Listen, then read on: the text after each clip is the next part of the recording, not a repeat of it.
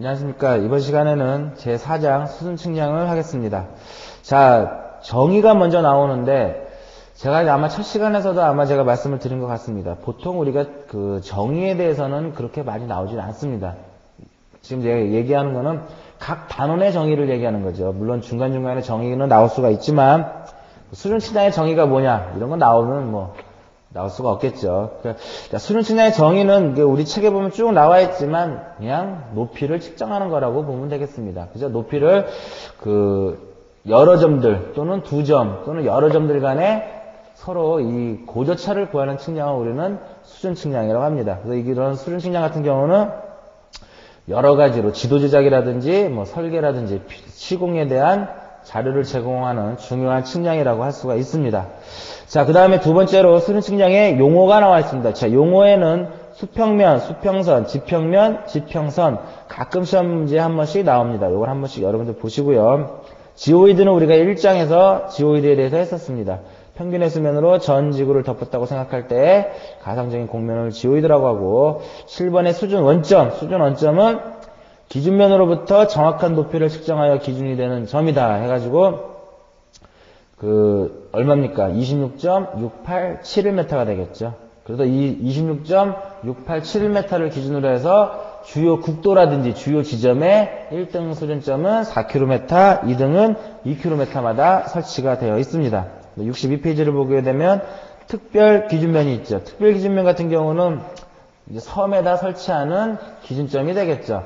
우리가 그 수준 원점을 1등은 4km, 2등은 2km를 해가서 국도로 해서 쭉 연결을 할 수가 있지만 섬 같은 경우에는 우리가 측정을 할 수가 없기 때문에 그러한 지점의 섬 특유의 기준면을 사용을 하는데 그러한 것을 우리는 특별 기준면이라고 합니다. 그다음 표고라는 것은 기준면으로부터 어느 점까지의 연직거리를 우리는 표고라 한다. 가끔 표고의 정의가 나옵니다. 우리가 수준 측량을 공부하다 보면은 표고, 지반고 이러한 얘기를 우리가 상당히 많이 쓰게 되겠죠. 그래서 이 표고라는 것은 기준면, 높이가 제로가 되겠죠. 여기서부터의 어느 점까지의 연직거리를 우리는 표고라고 합니다.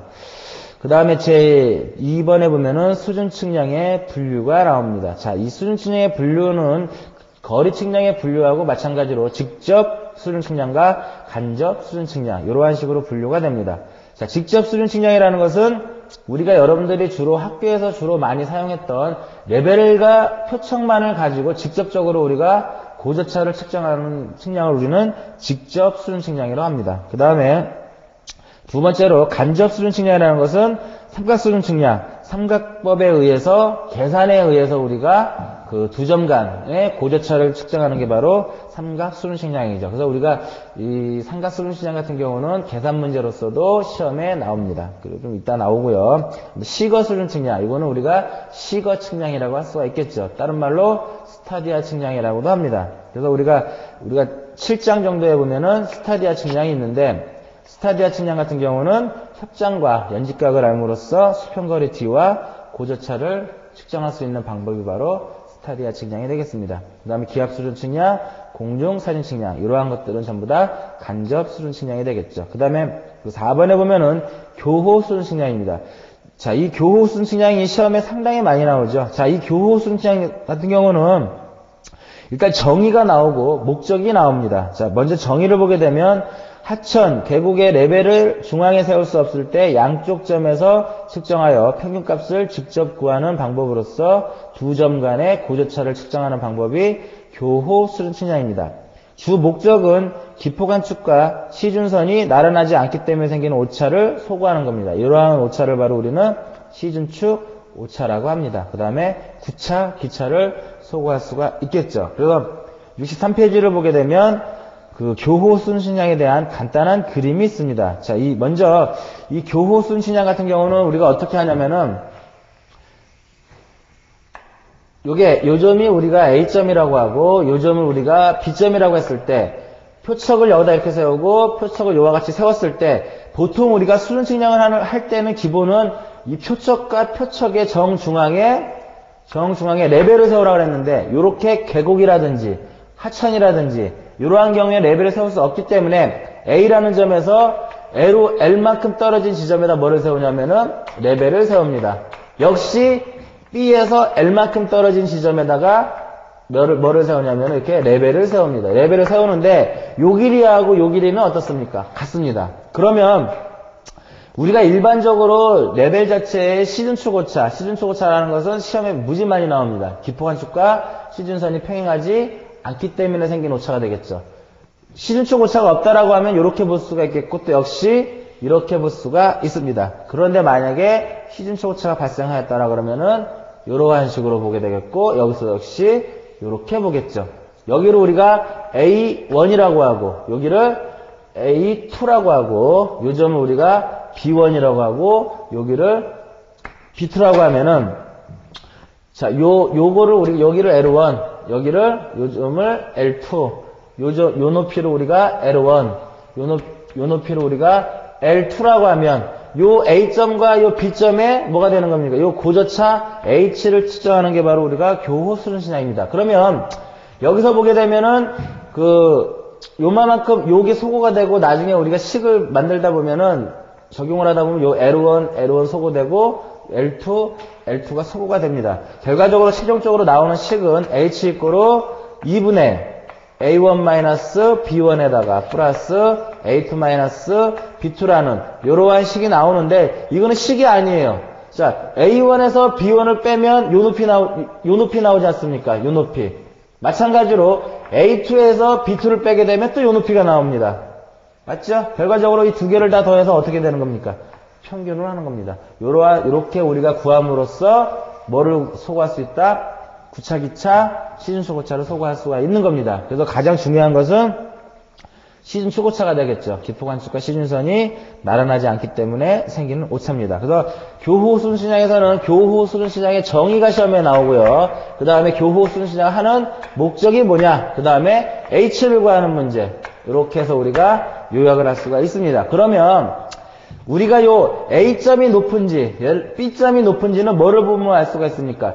A1이라든지 B1의 수치만 보면 우리가 높고 낮음을 알 수가 있습니다. 예를 들어서 A2가 2를 읽었고 B1이 1이다. 그러면 어느 지점이 높습니까? 당연히 B점이 A점보다 1m가 높다라는 걸 알 수가 있겠죠. 그래서 그 A1하고 B1, A2와 B2만 우리가 봐도 수치만 봐도 높낮이를 우리가 대충 알 수가 있습니다. 높고 낮음을 알 수가 있다라는 소리죠.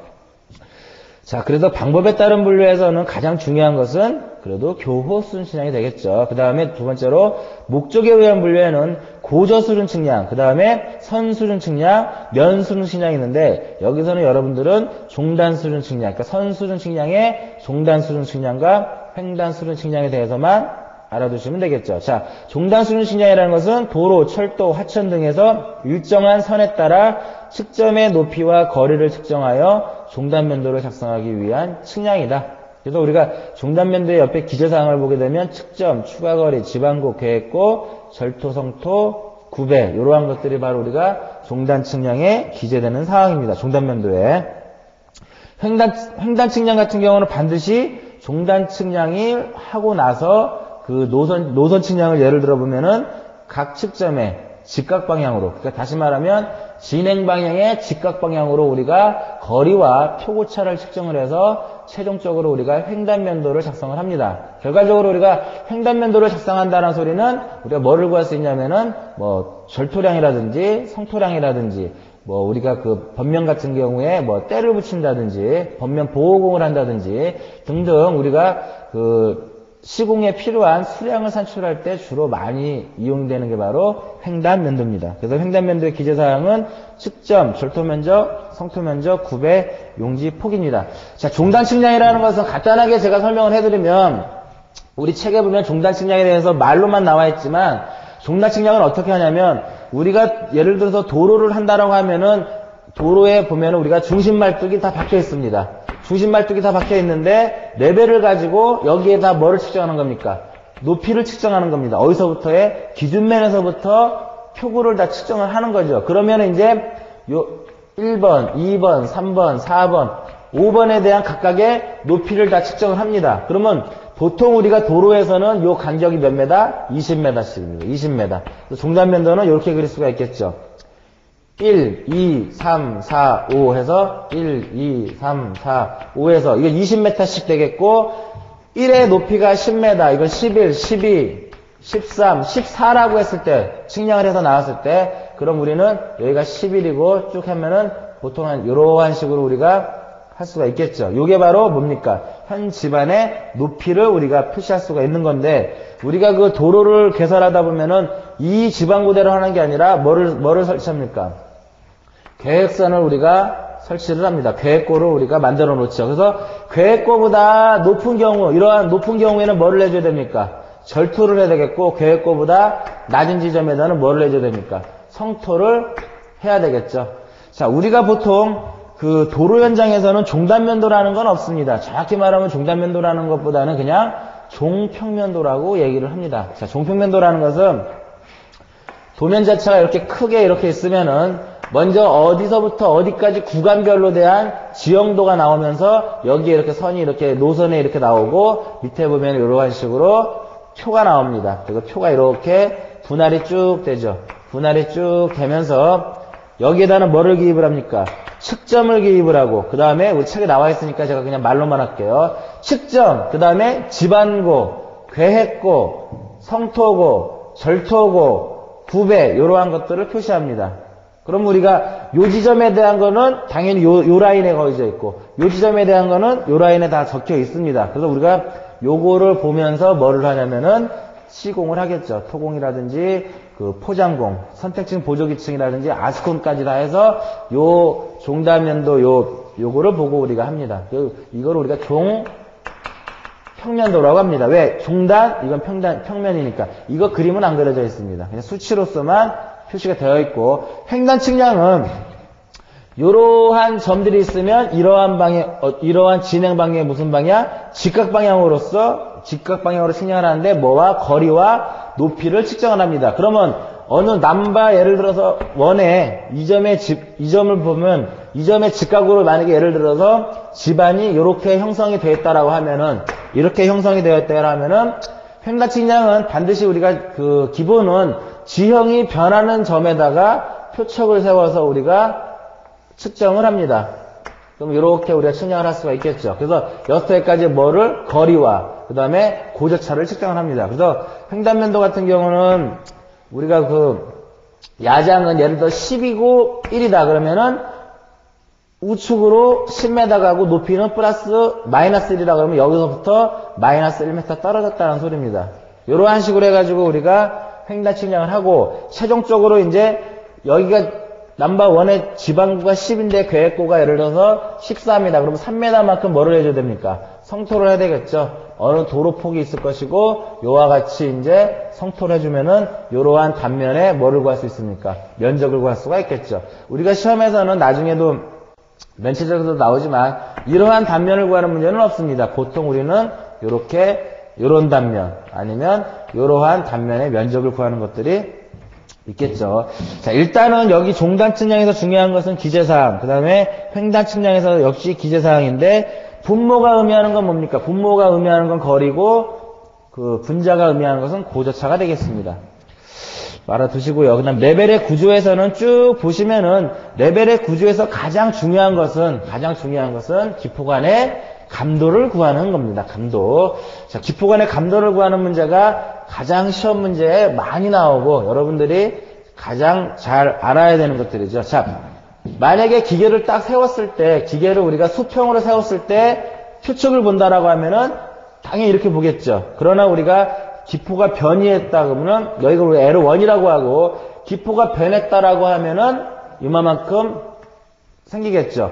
얼마만큼, 요 L만큼 뭐가 생깁니까? 오차가 발생하고 그에 따른 방향 오차가 생깁니다. 여기서부터 여기까지 길이를 우리는 뭐라고 하냐면 D라고 합니다. 그래서 여기서 우리가 기포간의 감도 세타초를 구하는 식은 어떻게 되냐면 여기를 우리가 N세타라고 우리가 하죠. 그래서 뭐가 나오냐면 ND분의 L 로초라는 요와 같은 식이 나옵니다. 그래서 시험 문제에서는 기포간의 감도를 구하라 또는 L을 구하라 이렇게 나옵니다. 그래서 L을 구하면 어떻게 되겠습니까? L을 구하면 로초분의 MD 세타로 풀 수가 있습니다. 그래서 상당히 계산 문제로서 상당히 많이 나오고요. 그 다음에 곡률 반경 구하는 문제. 곡률 반경이 크면 클수록 감도가 더 좋다고 그랬죠. R이꼬로 뭡니까? L분의 N, S, D예요. 자, 여기서 우리가 요 L이라는 것은 요 오차가 되겠고, 그 다음에 D는 거리고, N은 이동 눈금수입니다. 기포가 얼마만큼 이동했느냐, 그거를 우리가 따지는 거죠. 자, S라는 것은 기포관의 한 눈금의 크기가 됩니다. 이건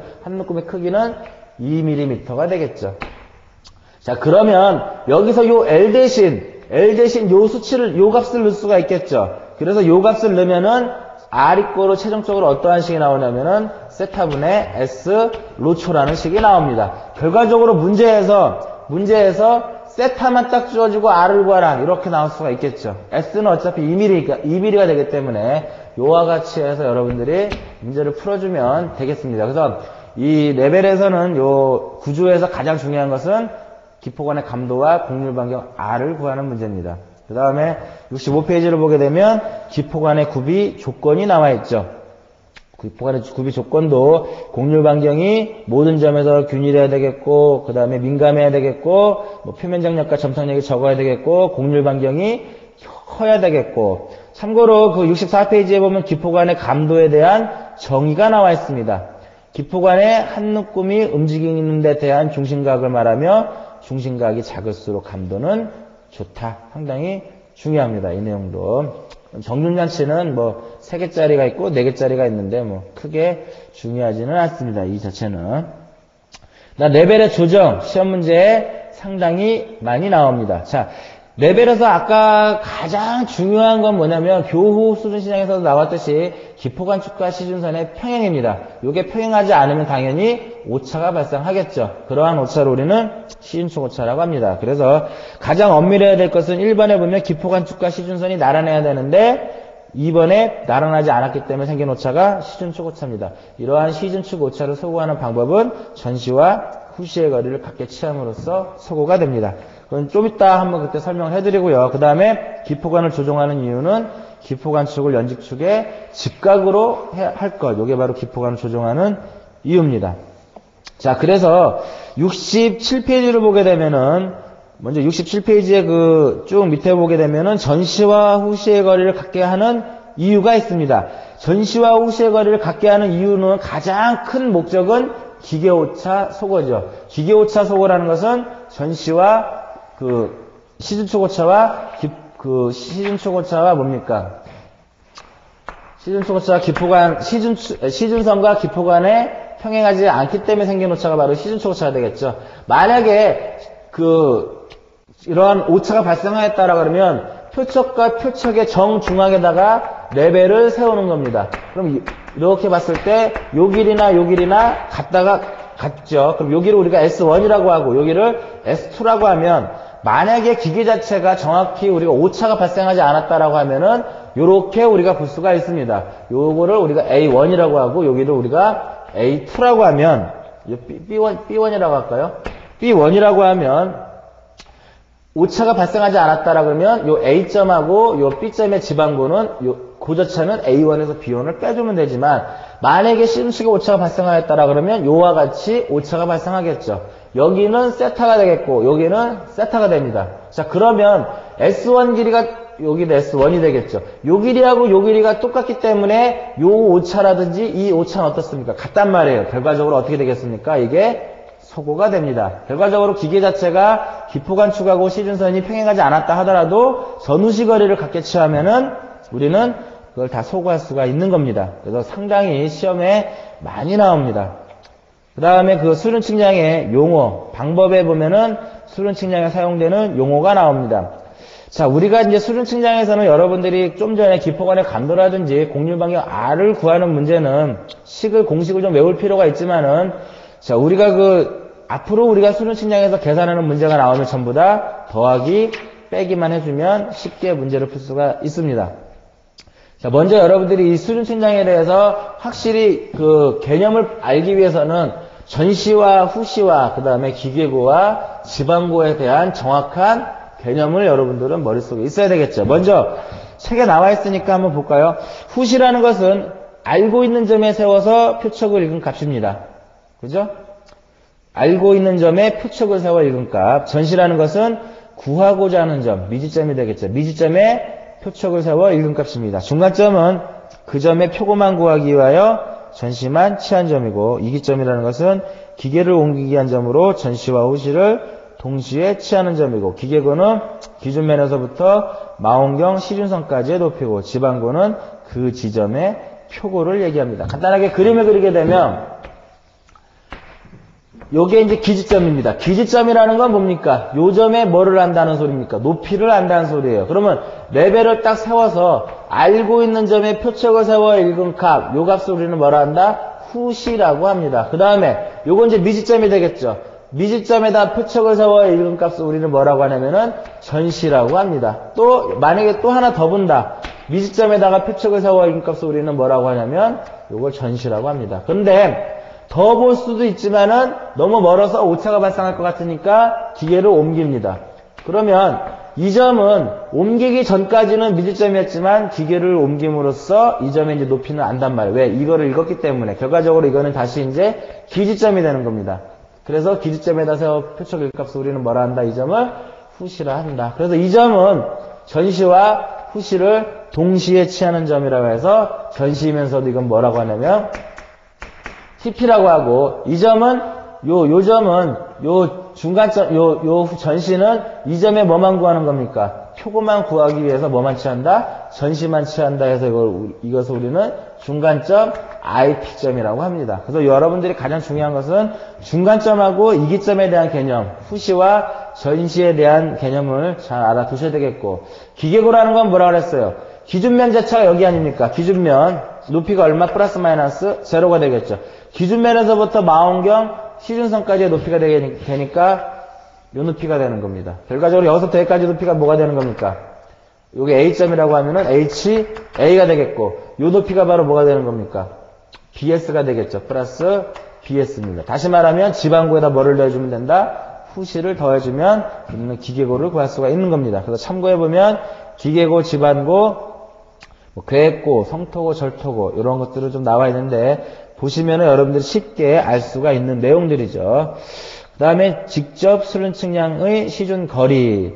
자, 우리가 일반적으로 정밀을 요할 때는 한 40m 정도에 놓고 우리가 합니다. 표적하고 레벨과의 거리가 되겠죠. 일반 측량에서는 한 60m 정도가 되겠고 그 외에는 5m에서 뭐 120m 이렇게 나와 있는데 시준 거리를 이렇게 보면은 레벨과 표적 사이를 너무 길게 하면 상당히 우리가 측량을 빨리 할 수 있습니다. 그러나 우리가 눈금 자체가 잘 안 보이고 그렇다 보니까 오차가 많이 발생할 염려가 있겠고요. 너무 표적하고 레벨이 가까워 버리면은 뭐가 발생합니까? 기계를 그만큼 많이 세우는 경우가 생기기 때문에 그만큼 기계의 설치에 따른 오차가 많이 발생합니다. 그래서 가장 적당한 시중거리는 정밀을 요할 때는 40m, 일반적으로 한 60m 정도가 되겠죠. 68페이지를 보게 되면은 직접 수준 측량 시 주의사항이 나옵니다. 자, 수준 측량은 반드시 왕복 측량을 하는 것을 원칙으로 한다. 갔다가 와야 됩니다. 그래야만 우리가 뭐를 할 수 있어요? 오차를 점검할 수 있는 겁니다. 그 다음에 왕복 측량을 하되 노선 거리를 다르게 한다. 그 다음에 전시와 후시의 거리를 같게 한다. 전시와 후시의 거리를 같게 하는 이유는 구차, 기차, 시중, 초고차, 소고가 되겠죠. 이기점은 1mm, 그 밖의 점은 5mm 또는 1cm 단위까지 읽는다.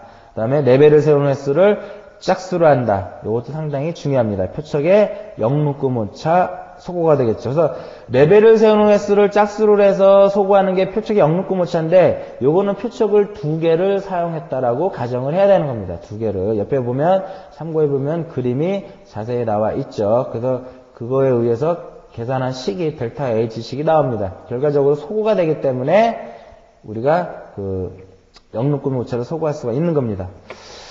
자, 그 다음에 야장기입법 무조건 나온다고 보시면 되겠죠.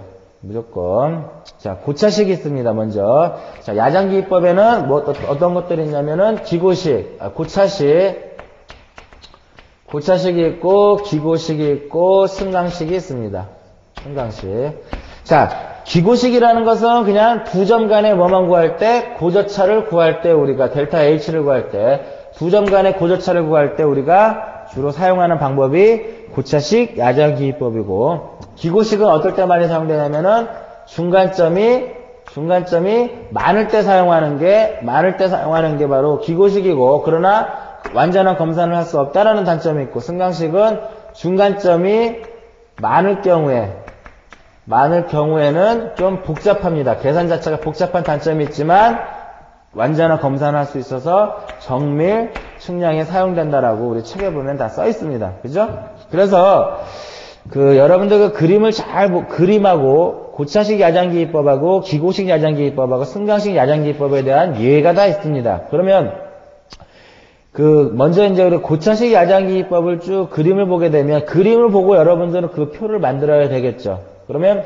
10에서 6을 더해서 5를 빼서 11이 나옵니다. 그리고 우리가 그림을 보게 되면 이거 원리를 쭉 보면 더하고 빼기만 하면 됩니다. 간단하게 우리가 한번 책에 나와 있는 거를 보아서 이제 우리가 예를 한번 들어서 문제를 풀어보면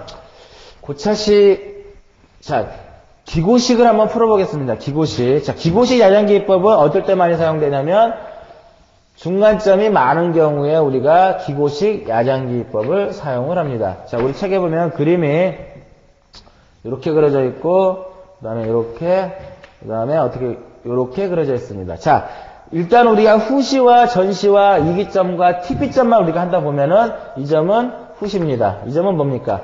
전시이면서도 IP점이 되겠죠. IP점이고 이 점은 전시이면서도 기계를 옮겼으니까 TP가 되겠고 이 점은 BS, 이 점은 IP, 이 점은 TP, 이 점은 BS. 마지막 점은 전시이면서도 TP입니다. 요렇게 레벨 기계를 안 그렇고 이렇게 꺾이는 이러한 점들은 전부 다 레벨을 한 번씩 옮겼다라는 소리입니다. 쉽게 알 수가 있겠죠. 그래서 수치 자체가 여기가 6, 5, 4, 3, 2, 1, 4, 3인가요? 4, 3 이렇게 이제 했습니다. 여기가 A, B, C, D, E, F가 되겠고 A점의 지방구가 얼마입니까? 10m라는 소리입니다. A점의 지방구가 10m라는 것은 기준면, 여기가 제로가 되겠죠. 여기서부터 연직거리, 요게 바로 몇 m라는 소리입니까? 요게 10m라는 소리입니다. 자, 그러면 기고식 야장기입법은 여러분들이 앞으로 현장을 가서도 대부분 우리가 사용하는 야장은 전부 다 기고식 야장기입법입니다. A, B, C, D, E, F. 그죠? 얘가 후시 잘릅니다. 이렇게 잘라서 전시이면서도 TP점이 있고 IP점이 있는 겁니다. 자, 기고식 야장기법에는 요게 뭐가 들어가냐면 IH, 기계고라는 값이 들어갑니다. 그 다음에 이 점이 GH가 되겠죠. GH. 그러면 이제 씁니다. 6, 5, 4. 기계 옮겼죠? 여기 3, 2, 1. 기계 옮겼죠? 4. 마지막 점은 반드시 TP점입니다. 자, 여기서 우리 책에도 나와 있듯이 여기가 10입니다. 후시가 있으면 그 점에 반드시 뭐가 있냐면은 기계고가 있습니다. 후시가 있으면 반드시 그 점에 뭐가 있다? 기계고가 있습니다. 기계고라는 것은 여기서부터 여기까지 높이가 기계고죠. 또 여기서 보면은 여기서부터 여기까지 높이, 여기서는 여기서부터 여기까지 높이가 바로 기계고를 우리가 기계고라고 할 수가 있겠죠. 그럼 얼마입니까? 이건 16이에요. 왜? 10에다 6을 더하면 되니까. 그 다음에 16에서 5를 빼면 얼마입니까? 11이죠. 또 얼마 빼요? 14를 뺍니다. 그럼 얼마예요? 10입니다. 기계 옮겼으니까 반드시 기계를 옮겼으니까 기계고가 당연히 바뀌겠죠. 12에다가 3을 더합니다. 그럼 얼마예요? 15입니다. 빼죠? 13. 또 요거 뺍니다. 14. 기계 옮겼으니까 기계고 바뀌겠죠. 18이니까 얼마입니까? 여기 15입니다. 15와 여기 10입니다. 두 점의 고조차는 5예요. 검산은 이게 여러분들이 검산을 이용을 하면 여러분들이 문제를 많이 풀 수가 있어요. 검사는 시그마 후시를 하고 시그마 전시를 하는데 전시에서도 TP점만 해가지고 요 차이값이 바로 뭐냐면은 지방고 차이가 되는 겁니다. 지방고 차. 그러면 시그마 후시를 더하면 얼마입니까? 13이고 전시이면서도 TP만 더하면은 8입니다. 마이너스 얼마? 5. 여기도 5. 그래서 이거는 계산을 여러분들이 잘 했다라는 소리입니다. 그래서 요 기고식 야장기법에서 여러분들은 이 그림을 보고 이 표를 이러한 것들을 작성할 수 있어야 되겠고 거꾸로 이 표를 보고 이 그림을 여러분들이 그릴 수 있는 그러한 거를 좀 여러분들이 좀 해야 되겠죠. 상당히 중요합니다. 그래서 문제 자체에서 그림이 주어지는 경우가 있고 표가 주어지는 경우가 있습니다. 만약에 그림이 주어지고 이렇게 그림이 주어지고 이 점의 지방고를 구하라. 여기에 지방고는 10이다. 그러면은 계산을 하는 게 아니라 계산기 손을 딱 들고 10 플러스 6 마이너스 3 플러스 3 마이너스 2 하면 이 점의 지방고잖아요. 이렇게 구하는 겁니다. 그래서 야장기법은 고차식, 기고식, 승강식 각각의 특징들 이렇게 알아두시면 될 것 같아요. 자, 그 다음에 70페이지를 보게 되면은 수준 측량의 오차가 나옵니다. 수준 측량의 오차에는 정오차와 우연오차가 있습니다. 그래서 쭉 보면 정오차는 표척의 0.5차, 기계로 세운 횟수를 짝수로 하면 소거할 수 있고, 눈금 부정의 우연오차는 표준척하고 비교해서 할 수가 있겠죠. 구차기차는 전후시거리, 각기치하면 소거될 수 있고, 표척의 기울기에 의한 오차는 우리가 측량할 때는 표척수가 보통 딱 세워서 어차피 우리가 사람이 세우다 보니까 수직을 할 수 없기 때문에 이 표척 세운 사람이 앞뒤로 살짝 흔들어줍니다. 그때 최소 눈금을 읽어주면은 기울기에 의한 오차는 소거가 가능한 거죠. 등등 이제 여러 가지가 있고, 우연오차에도 시차에 의한 오차, 레벨 조정 불안전, 기상변화, 기포간의 둔감 등등 쭉 있습니다. 그래서 요것도 수능 측량에 대한 정오차에 속하지 않는 것은 이렇게 나올 수도 있겠고요. 간단하게 나오면은 표척의 역눈금 오차 소거하는 방법은, 그 다음에 시준축 오차 소거하는 방법은 이러한 식으로 나올 수가 있습니다. 좀 알아두시고요. 그 다음에 중요한 부분이 어디가 중요하냐면은 71페이지 보게 되면은 직접 수준 측량의 오차 보정입니다. 자, 환폐압의 수준 측량인 경우가 이렇게 나와 있는데, 이건 무슨 소리냐면은 이것도 역시 이 폐압 수준 측량 같은 경우는 기지점에서 출발해서 다시 이렇게 돌아오는 겁니다. 그러면 우리가 여러 번 나눠서 한 번에 못 오니까 나눠서 올 거 아닙니까? 여기가 10인데 왔더니 여기가 11이에요. 그럼 얼마만큼 오차가 생깁니까? 1m만큼 오차가 생기니까 그만큼 어떻게 해줘야 돼요? 빼줘야 되겠죠. 그러면 거리에 뭐 해주면 됩니까? 비례해서 조정해주면 되는 겁니다. 거리에. 그러한 내용을 이렇게 풀어도 되겠죠.